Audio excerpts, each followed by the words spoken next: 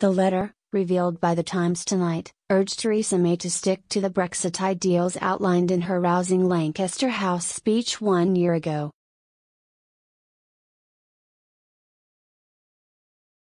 The Tory MPs offered their continued and strong support for Mrs May's leadership before strongly suggesting 6 ways in which the PM could strengthen the country's position.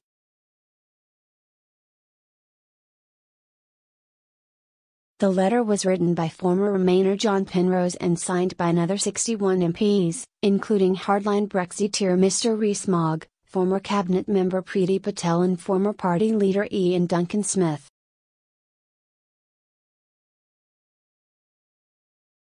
The letter, which is date-stamped February 16 and has been shared on social media tonight, emphasized the group's support for leaving both the EU customs union and single market, before pointedly offering suggestions on how Mrs May could achieve her goals.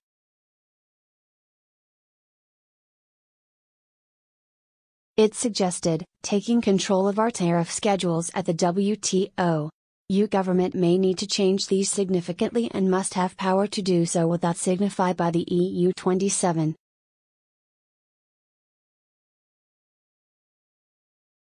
Full regulatory autonomy. Your government must have the ability to change British laws and rules once we leave, rather than being a rule taker without any substantive say in whatever Brussels decides.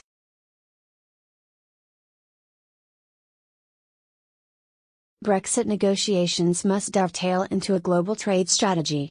The UK must be free to start its own trade negotiations immediately. This is essential to minimise gaps between Britain leaving the EU and signing new deals with other countries.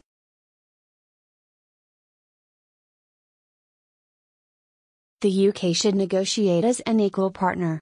Ministers may not want or be able to accept the EU's timing and mandate as fixed and should be able to set out alternative terms. Any implementation period should be based on WTO principles, and must not restrain the UK from negotiating or signing other trade agreements.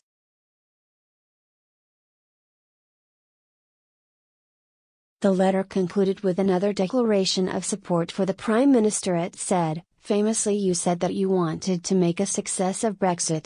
We wholeheartedly agree with you. Only a Conservative government led by you can deliver these opportunities for our country."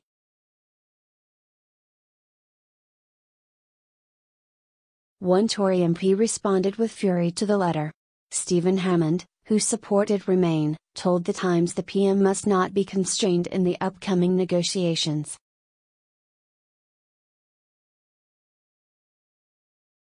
Any restraint on what the government does during the transition period must be resisted. If it is in the UK's interest to remain aligned to international and EU standards to allow trade, it would be madness not to do so.